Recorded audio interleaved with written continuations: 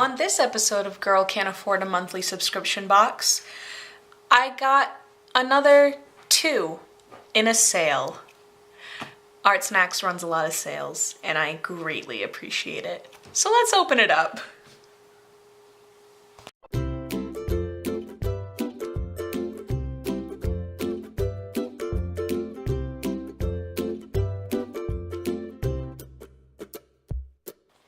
In the event you hear any chewing noises, Otis, this would be the culprit. Otis.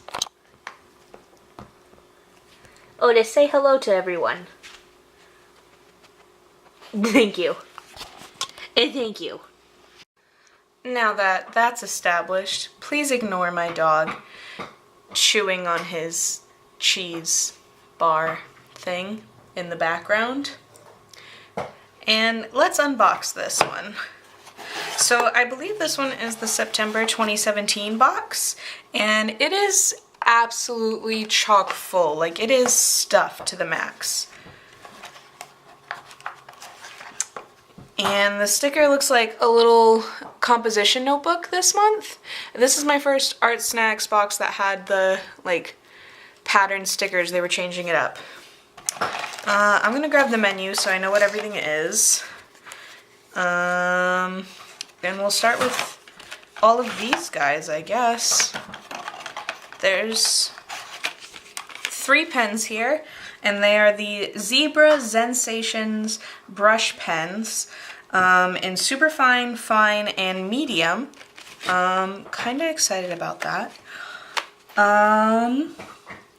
They say that they're used for lettering, they have a flexible brush nib, and are consistent ink flow.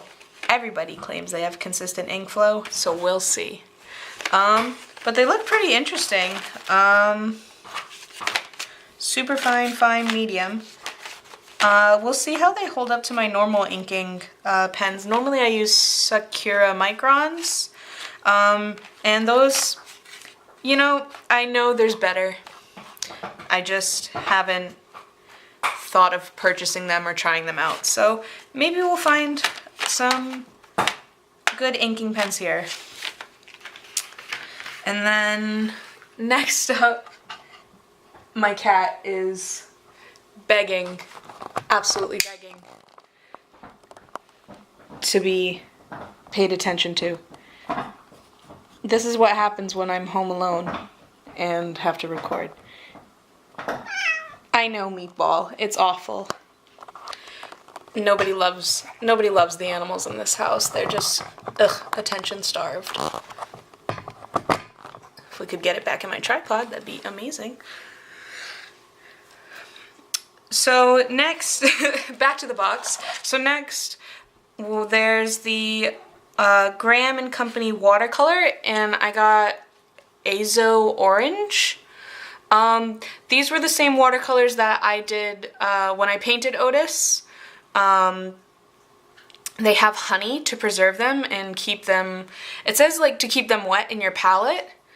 I haven't tested that just because I use them from the tube and try not to use more than what is necessary. But this is an interesting color, and I have no idea what I'm gonna do with it. So we'll see. Extra sour crybaby bubblegum. Oh, interesting. I'm not a big sour candy person, but it's bubblegum, so how sour can it be? And then I'm probably going to royally mess up unwrapping this as per usual. Though the sticker didn't cause too much damage this time. Oh! So, what we have here is a Princeton Synthetic Sable Round Brush. And it's a super fine point, so I know before I say I don't usually use a round brush, but I do use super fine, and this is a really, really small little brush. It's in size 0, so that would make sense. And it's really pretty. I have a typewriter that's got like this wood grain on it, but yeah, okay. I think I've mentioned before I don't have a lot of like professional brushes, so I'm always excited to get one in my Artsnacks box. And then this chunky fellow, let's see. You know, it's good to hold. It's called the Faber-Castell Albrecht Dürer Magnus watercolor pencil. So a watercolor pencil. And I got dark chrome yellow. So we're gonna have a very orange drawing. Maybe I should draw a meatball. We'll have to test it out. But this is a 5.3 millimeter core, and it is like huge. Like, you know, it's probably wider than the inking pen. And with a watercolor pencil, they can be used as just like a colored pencil or a watercolor. I've never mastered the technique, but I don't know, this one seems like something I want to use.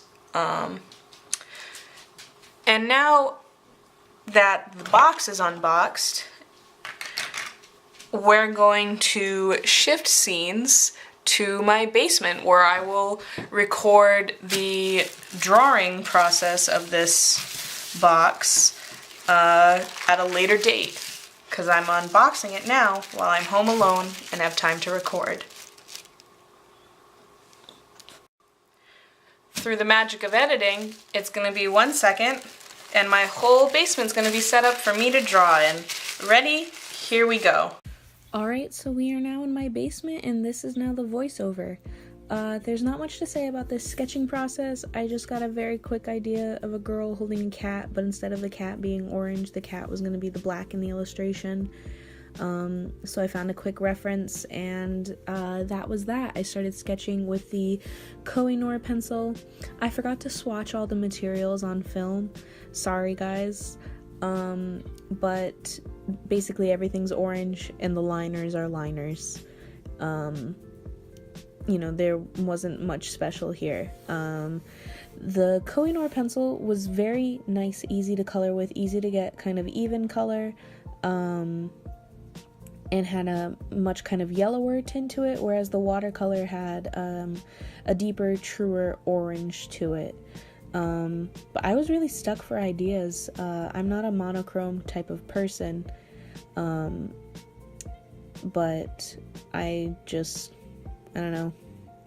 I just went with the first idea that seemed right. I tried thinking of so many different ones, and this is what I came up with. So here I am beginning to paint. Basically, I'm not a watercolor artist. I probably should have used a different brush. But what I do know about watercolor is you want to keep the edges of your pool wet, like whatever direction you're trying to work in, you want to make sure that those edges are wet so that way you don't get hard lines. There were a few times in the illustration where I forgot about this, or I just wasn't using the right brush that would allow me to avoid that. I just wasn't paying enough attention.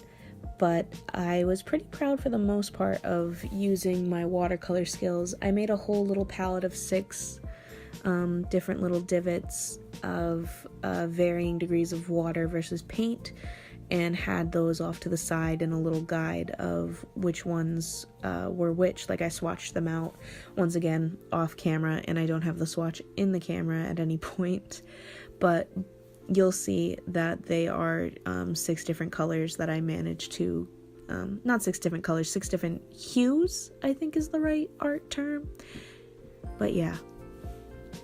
I was actually really surprised at how the lightest dilution of the color gave a really nice skin tone for the drawing, and I was able to use that for her arms and her face. And of course, because I was impatient, I had a little bit of blowout with her lips and her eyebrow. I just didn't wait for the paint to dry, and I have that problem with watercolor a lot. That's kind of why I don't use watercolor, just because I like to do my art very quickly. I don't like drying time. I don't like waiting, because normally I'm just working on one piece at a time. I believe it was Grandma Moses, who was an artist who it was the first time I had ever heard of an artist working on more than one piece at a time. And I think that was like back in kindergarten, but that was one of my art memories. Was Grandma Moses was talking about how she would save paint by working on multiple paintings that used the same color. One of those like strange kindergarten memories that stays with you. But I've never worked on more than one piece at a time, or like at the same time, I guess, because I've worked on multiple pieces, like, but never the same kind of medium or that kind of stuff. I was really actually kind of disappointed with the cat. I thought it was going to be so nice and bold, and then I realized my black is not like an ink wash, it's just plain black pen, and I should have known that in retrospect, but I just didn't think about that. So the only thing that you can make out on the cat really are its eyes, even though I tried to give it a face, and I didn't really plan the cat out well. But otherwise, I kind of like this illustration. It was really simple. I'll admit these art snack videos really test me. I don't ever know what I'm doing with them, and I do have one more box coming up soon that I still have no idea what I'm doing with it. No idea what I want to do with it at all, but we'll see how it goes. Well, you'll see how it goes because I will post it here. But yeah, that's kind of all I have to say about this drawing, this painting, I guess it is, rather. It was really simple. I did like the orange a lot. It's not a color that I normally use. I kind of stick to my earthy tones, but the diluted version of it is really nice to work with, and it kind of lays on because of the honey in the paint. It kind of lays on like a gouache when you have it really opaque. So I did like these, I can't talk. I did like these paints, both of the times that I've used them. But yeah, that's kind of it. I hope you enjoy the rest of the process of me finishing up lining and painting this, and I'll see you at the end when I show it off.